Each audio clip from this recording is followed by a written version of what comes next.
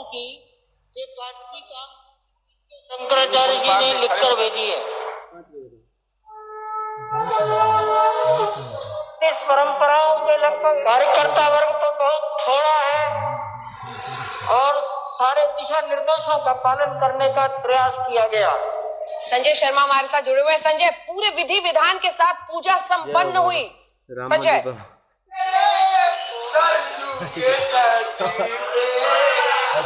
जी हाँ, जो भारतीय वांग्मय और भारतीय परंपरा है वास्तु शास्त्र के मुताबिक उसी हिसाब से सारी पूजा हुई है।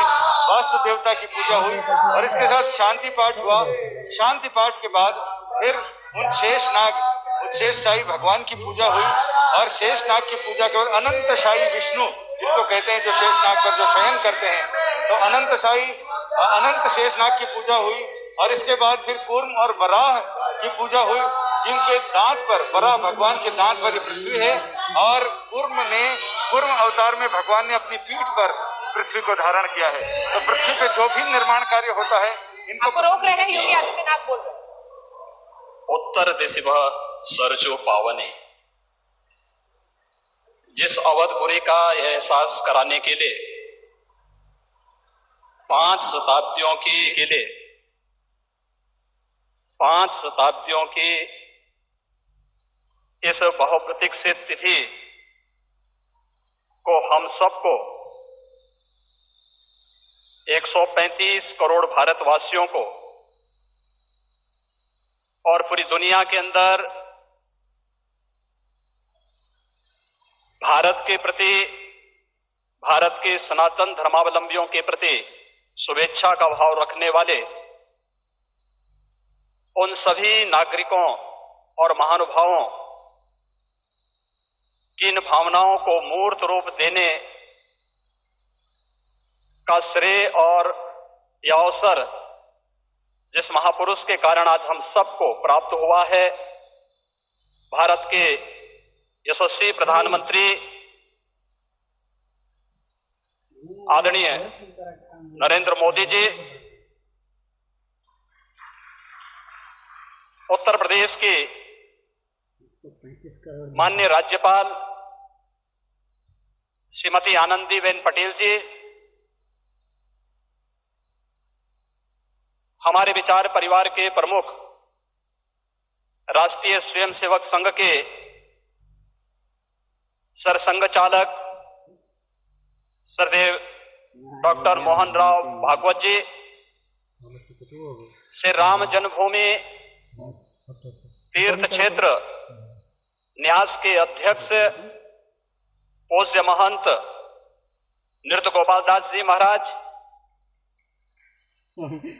देश के विभिन्न पंथ और संप्रदायों के आज के इस कार्यक्रम में उपस्थित पूज्य संतगण, आचार्यगण, धर्माचार्यगण, श्री राम जन्मभूमि तीर्थ क्षेत्र न्यास के सभी पदाधिकारीगण, विचार परिवार समेत देश और दुनिया के कोने कोने में इस पूरे कार्यक्रम का साक्षात अनुभूति करने वाले सभी मर्यादा पुरुषोत्तम भगवान श्री राम के सभी भक्तगण और तीर्थ क्षेत्र न्यास के महासचिव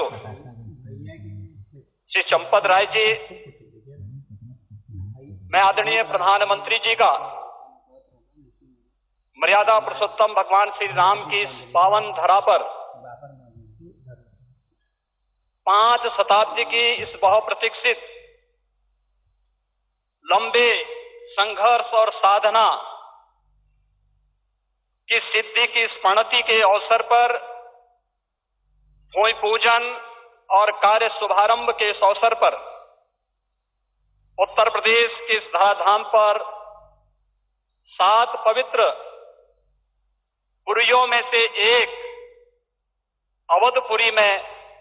हृदय से अभिनंदन करता हूं, स्वागत करता हूं।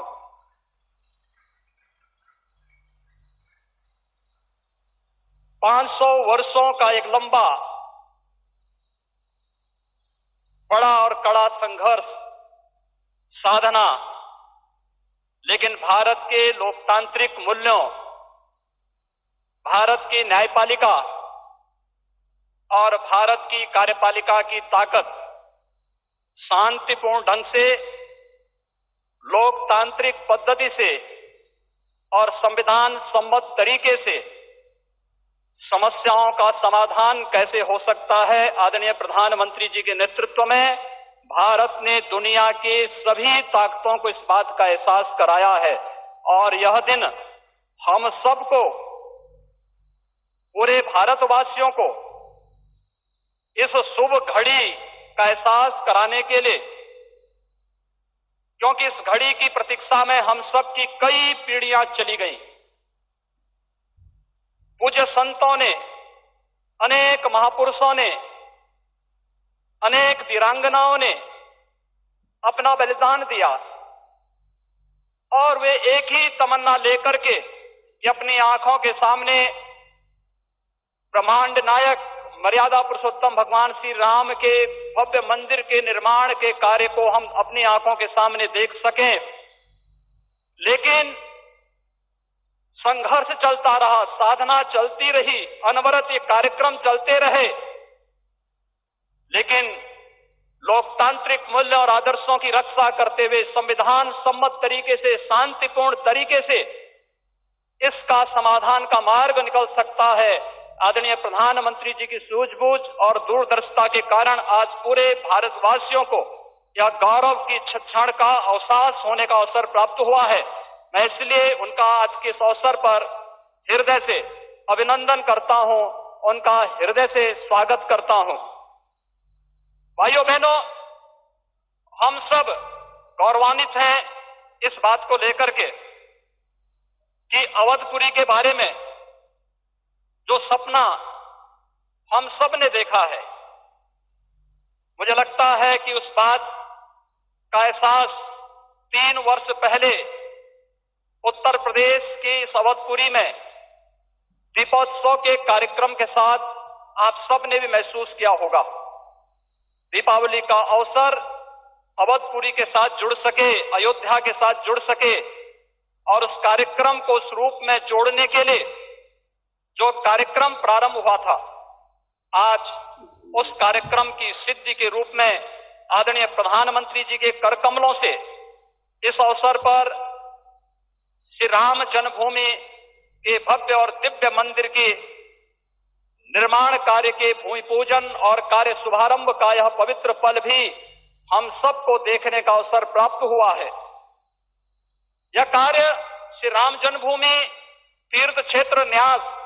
मंदिर निर्माण का करेगा, लेकिन अवधपुरी को दुनिया के सबसे वैभवशाली और सबसे समृद्धशाली नगरी के रूप में भौतिक विकास की दृष्टि से सांस्कृतिक परंपरा को क्षुण्ण बनाए रखते हुए आगे बढ़ाने के संकल्प के लिए हम सब प्रतिबद्ध हैं। और ये प्रतिबद्धता तब भी आपने देखी होगी जब रामायण सर्किट के नाम पर आदरणीय प्रधानमंत्री जी ने देश के उस श्रद्धा को सम्मान देने का कार्य किया।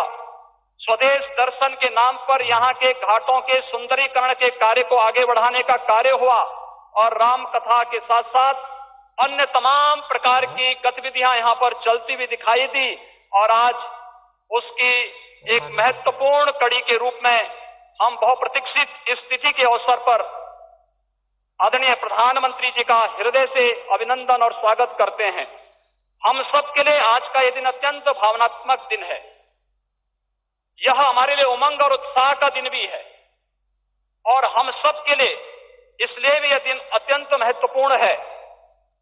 कि यहां पर आज हमारे विचार परिवार के प्रमुख राष्ट्रीय स्वयंसेवक संघ के आदरणीय सरसंघ चालक डॉक्टर मोहन राव भागवत जी की उपस्थिति भी आज हम सबको उनका सानिध्य भी प्राप्त हो रहा है। मैं उनका अवधपुरी की इस धरती पर हृदय से स्वागत करता हूं, अभिनंदन करता हूं। मैं इस अवसर पर अपने सभी उन पूज्य धर्माचार्यों, पूज्य संतों का भी हृदय से स्वागत और अभिनंदन करता हूं जो आज उत्तर प्रदेश की इस धरती पर इस संपूर्ण कार्यक्रम में साक्षी बन रहे हैं। मैं उन सभी पूज्य संतों और महानुभावों का भी हृदय से स्वागत और अभिनंदन करता हूं जिनकी प्रत्यक्ष अनुभूति हम लोग यहाँ पर कर तो रहे हैं, लेकिन वे प्रत्यक्ष रूप से यहाँ पर इस कार्यक्रम में सहभागी नहीं बन पा रहे हैं, क्योंकि वैश्विक महामारी कोरोना के खिलाफ जो लड़ाई देश की चल रही है, उस लड़ाई में हम सब ने उस प्रोटोकॉल का पालन करने के लिए जो गाइडलाइन भारत सरकार ने जारी की है, उसके तहत ही सीमित संख्या में अतिथियों का आमंत्रण हो सकता था, और उसका पालन करते हुए भी हमें इस ऐतिहासिक तिथि को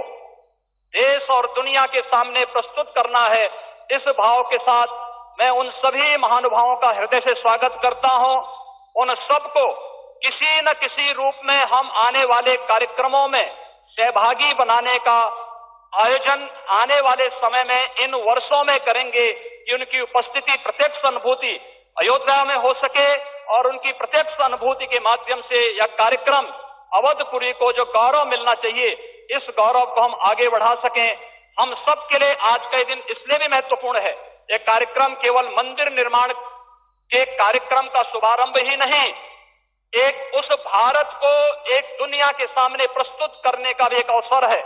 जिसे आज से 6 वर्ष पहले आदरणीय प्रधानमंत्री जी ने राम राज्य की उस अवधारणा को चरितार्थ करने के लिए आगे बढ़ाया था, जिसमें किसी के साथ न जाति के नाम पर, न क्षेत्र के नाम पर, न भाषा के नाम पर कोई भेदभाव नहीं, और सबका साथ, सबके विकास की भावना को चरितार्थ करते हुए जिस कार्यक्रम को 6 वर्ष पहले आगे बढ़ाया था, भगवान राम का यह भव्य और दिव्य मंदिर भगवान राम की यश और कीर्ति के अनुरूप भारत की यश और कीर्ति को भी देश और दुनिया के अंदर इसी रूप में आगे बढ़ाने का कार्य करेगा। इस विश्वास के साथ मैं एक बार फिर से